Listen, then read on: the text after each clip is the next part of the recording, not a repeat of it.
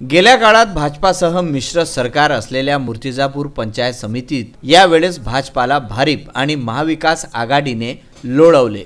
तालुक्यात 14 जागांपैकी 8 वर महाविकास आघाडी तर 6 जागेवर भारिप बहुजन याला यश मिळवता आले। मात्र भाजपाचे आमदार असलेल्या मूर्तिजापूर मतदारसंघात भाजपाला दारुण पराभवाला सामोरे जावे लागले। विद्यमान आमदारांची लगट असलेल्या उमेदवारांना उमेदवारी दिल्या गेली। हा पराभव झाला असल्याचे भाजपाच्या गोटात चर्चा आहे।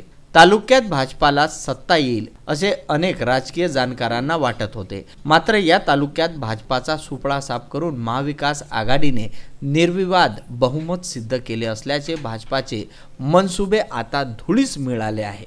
गेली 5 वर्षे मूर्तिजापूर पंचायत समितीवर भाजपाचे वर्चस्व असले तरी यावेळी मतदारांनी भारतीय जनता पार्टीकडे पाठ फिरवली असल्याने भाजपाचा एकही उमेदवार येथे निवडून आला नाही।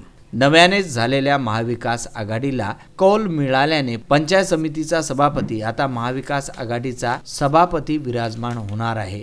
भारिपला 7चा आकडा पार करता आला नसल्याने त्यांना सत्तेपासून वंचित राहावे लागणार आहे।